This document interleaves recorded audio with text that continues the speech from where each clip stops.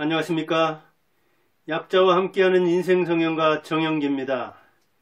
돈 없으면 시체다. 그런 말들을 합니다. 누가? 특히 노인들이 농담으로 하는 이야기입니다. 내가 돈이 없으니 살아있는 게 아니다. 살아있는 송장이요, 살아있는 시체다. 그런 이야기를 합니다. 농담 속에 뼈가 들어있습니다. 정말로 돈 없으면 시체도 방치합니다. 그리고 돈 없으면 장례도 못 지냅니다. 신문을 보다 보니까 이 가정의 달 5월에 이런 기사가 떴습니다. 무연고 사망자가 급증하고 있습니다. 지금 서울시를 이렇게 조사한 건데 2015년에서 19년까지는 연평균 360명 정도였습니다. 그러니까 하루에 한 명꼴 정도로 15년에서 19년까지는 무연고 사망자가 나왔는데 9년에 급증했습니다. 특히 665명. 그런데 지난해에는 2021년에는 무려 856명. 예년 평균 2015년에서 19년까지 360명대 하루에 한 명꼴이었던 게 2명을 훨씬 넘는 856명이 나왔습니다. 무연고 사망이라는 것은 무슨 말이냐면 말 그대로 혈연이 없는, 그 고가 없는, 연고가 없는 그 사람이죠. 근데 법적으로는 이렇게 되어 있습니다. 보니까 무연고 사망자란 장례를 치를 연고자가 없는 경우, 또는 연고자가 시신 인수를 거부한 경우, 또는 고인 사망 2주간 응답하지 않는, 그 연고 있는 사람이 뭐 자손이든 조카든 다른 그 연락 받는 그 친인척이 2주 동안 이렇게 응답을 안 하면, 그러니까 세 가지가 나와 있죠. 연고자 없는 경우, 인수를 거부하는 경우, 또는 연락을 했는데 2주 동안 응답을 하지 않은 경우에는 무연고 사망자로 처리하는데, 서울시에서만, 서울시 인구를 1000만으로 잡는다 하면은 그 1000만 인구는 대한민국 인구의 5분의 1이잖아요. 거기에서만 2021년에 856명이 나왔다고 하니까 전국적으로 보면 아마 몇천 명 되지 않을까요? 이렇게 무연고 사망자가 코로나 이후에 급증했는데, 코로나 때 사망자가 그렇지 않아도 많아서 화장장에서 뭐 여기 저도 이렇게 제가 전주 사는데 여기도 코로나를 뭐 그렇게 심하게 앓은 곳은 아닌데도 화장장이 부족해서 전주에서 뭐 저쪽 남원으로 간다든가 익산으로 간다든가 여기저기 또 밀려서 화장하는데 3일장이 아니라 5일장을 치료한다든가 이런 사태가 났거든요. 근데 서울은 더욱더 그런 사태가 일어나다 보니까 여기서 이 사람이 그 간사가 이야기하듯이 장례를 공공화해야지 않겠느냐. 복잡한 얘기죠, 그만큼. 김민석, 나눔과 나눔의 그 팀을 맡아서 그런 그 활동을 하고 있는 사람이 이런 이야기를 하고 있습니다.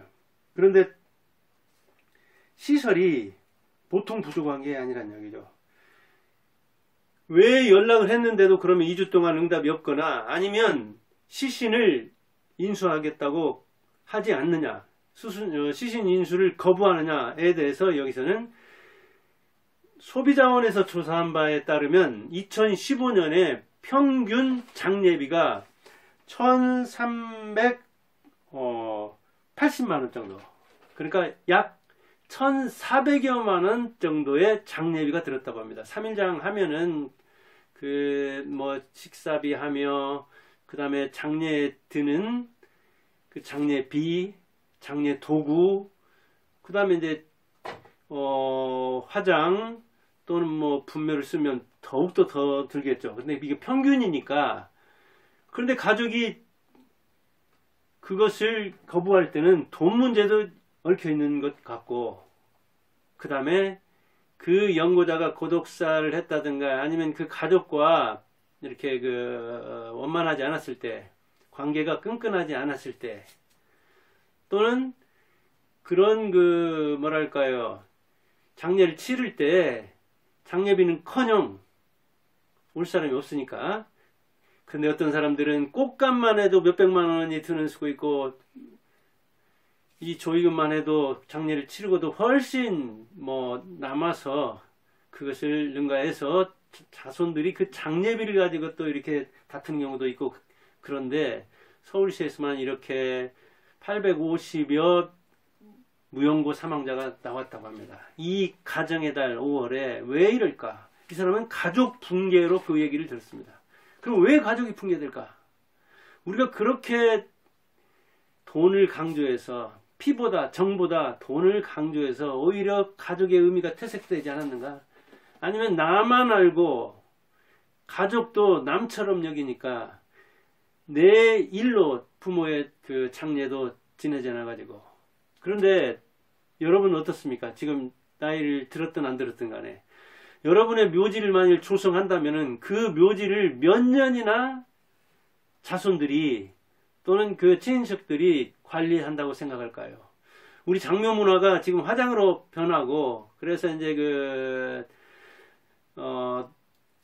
이렇게 승화원이라든가 이런 데 모시는데, 하늘 공원이니 이렇게 이제 여러 가지 붕고를 모시는데, 아마 자녀들이 그렇게 묘를 쓰면 관리한다든가 벌초한다든가, 그 벌초하는 거, 잔디 제대로 가꾼다는 거, 이게 보통 어려운 일이 아니거든요. 그래서 거기에 대한 자신이 없어서, 그러니까 자손들이 아들 하나나 둘인데 그 자손이 자기 묘지를 아마 관리할 의사가 있을까? 몇 년이나 관리할까? 오히려 묘지 써놓고 이게 묵은 묘가 돼가지고 거기에 잡초가 우거지고 또 나무가 나고 아예 그냥 산처럼, 그러면 이제 자연으로 돌아가는 건데, 그래도 남들이 볼 때는 그 묘를 아주 외진 데다 쓰면 몰라도 요즘은 도로 옆이 명당이다 보니까 그런 데다 써놓으면은 묘지 관리를 또 안 하면은 사람 머리 안 깎고 외모 전혀 신경 안 쓰듯이 그런 묘가 될 공산이 크거든요. 그러다 보니까 아마 화장해서 어디에 수목장 뿌린다든가, 그냥 그 부모 묘 옆에 어떻게 한다든가, 저부터가 그런 화장을 한다든가, 아니면 매장을 한다면은 부모 옆에, 그래서 그 자손이 아니면 이게 조카라도 몇십 년 관리하면 좋고, 아니면 말고. 아마 한 10% 정도도 자기 그 묘를 한 20, 30년 누가 관리할까? 우리부터가 저도 이렇게 증조 고조 벌초를 하고 그러지만 실제로 다 모여야 한다면 아마 몇십 명이 모여야 할 겁니다. 한 5, 60명? 그런데 그 10분의 1도 안 모입니다. 물론 우리 육형제의 부모에 대한 것들, 그러니까 이제 사는 것도 다르고 그 다음에 일도 있고, 그러니까 몇 명이 이렇게 이제 관리를 하고 벌초를 하고 그러는 것인데, 1년에 며칠 하는 그것도 그렇게 힘들거든요. 조선시대 사람들 어땠을까요? 김진형이라는 사람이 있습니다. 김진형. 북천가로 유명하고 의성김씨로 아주 유명한 사람인데, 북천가 의성김씨. 1801년에서부터 65년까지 산 사람. 조선시대로서 환갑 넘어서 이렇게 살았으니까 오래 살았죠. 그러나 아주 파란만장한 인생을 살았습니다. 그런데 그가 이조판서 서기순이라는 사람이 있었는데, 아주 교리일 때, 하급 관리일 때 그 사람을 탄핵해가지고 저 명천이라는 곳에 북쪽에 가서 그 유배를 살았는데, 유배 살면서 지은 노래가 이제 북천가입니다. 그런데 또 그 다음에 또 장동김 씨가 이렇게 좀 학정을 한달까 폐정을 한달까 그러면서 또 탄핵을 했습니다. 그 유명한 김성일의 후예입니다. 김성일하면 그 동인으로서 임진왜란 때 황윤길과 더불어 이렇게 일본에 갔었던 사신이잖아요. 동인 대표로서. 그 후손, 한참 후손이죠. 그런데 이 김진영이 또 장동김 씨를 탄핵하니까 이번에는 전라도 고금도 지금 있죠. 완주군에 속해 그 완도군에 속해 있죠. 완주는 여기 전주인데, 완도군에 속해 있는 고금면이 있습니다. 그게 고금도인데, 지금 이제 뭐 완도든 뭐 이렇게 다 연결돼 있죠. 장흥 밑에죠. 고흥, 장흥, 완도. 그런데 그 전라도로 유배를 보냈는데, 그 유배지에서 사망을 했습니다. 이 사람이 원래 그 안동, 그 김성일도 그렇고 안동 사람이거든요. 그런데 안동에 자기 자녀는 없고 조카가 하나 살았습니다. 김홍락이라는 사람인데, 이 김홍락이라는 조카가 살았는데, 그 사실을 이제 알리니까 김홍락이 안동에서부터 저 완도 그 고금도까지는 얼마나 멉니까? 조선시대 19세기니까 머나먼 길이죠. 그리고 그때가 만약 여름이라면 지금처럼 뭐 방부제라든가 비닐이라든가 이런 것이 있는 시절도 아니고, 그 안동까지 선산으로 모시는 게 이게 보통 일이 아닙니다. 대사 중에 대사입니다. 그런데 이 조카 김홍락은 안동에서 그 큰아버지인지 작은아버지인지 고금도에서 돌아가신 김진형을 8, 90명이나 동원해가지고 한 두어 달 정도, 이거는 제가 원광대학교에 있는 조용헌이라는 사람이 있죠. 이 사주팔자 같은 거 명리학 하는 사람, 그 사람이 쓴 인생공부, 거기 그 책에서 읽은 내용인데, 8, 90명을 동원해서 2달 안팎을 운구를 했다고 합니다. 고금도에서 경상북도 안동까지. 얼마나 많은 그 고생을 했고 얼마나 많은 돈을 투자했겠습니까? 지금으로 말하자면 뭐 아마 수천만 원 내지 수억 들었다고 할 겁니다. 그럼 그 조카가 부자였느냐? 그걸 저걸 떠나서 옛날에 이 의성김씨, 김성일의 후예인 김진영도 과거에 뭐 아마 그 벼슬길에 나간 걸 보면은 음서로 나갔던, 과거에 급제했던 대단한 사람이죠. 그런데 나중에 목사도 하고 뭐 그랬더라고요.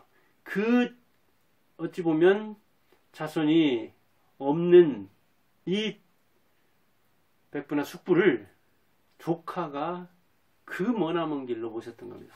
그래야 옛날에는 어찌 보면 장사나 제사가 매우 중요했기 때문에 가문의식을 그 뭐랄까 명문 거족이 지키지 않으면 그 가문의 수치가 되는 거죠. 옛날에는 뭐 부모 3년상 안 한다든가 장례를 빚을 지더라도 후하게 치르지 않으면 뭐 양반 행세를 못했으니까요. 지금 어떻습니까? 장례 간소화되고 살아있는 사람 중심으로, 어찌 보면 지금은 뭐 장례가 슬픈 게 아니라 살아있는 사람들의 살아갈 그 뭐랄까 의지 다지는 것, 산 사람과 죽은 사람의 정을 떼는 것, 핵가족으로서 이 핵가족이 남은 사람들이 어떻게 이제 그 뭐랄까 살아갈까 하는 것을 산 사람 중심의 그런 것이지, 옛날 사람처럼 이렇게 추도하고 추모하고 그런 분위기가 이제 아니죠. 장례 문화도 시절 따라 변하는 거니까 뭐 어쩔 수 없는 거죠. 개인화 파편화된 데서 이런 일은 있을 수가 없죠. 지금 조카가 뭐랄까 장례를 지내지는 일도 드물 텐데, 자손들도 그걸 안 지내가지고 무용고 사망자가 나오는데, 조카가 그런 사례는 뭐 아마 뉴스에 나올 겁니다.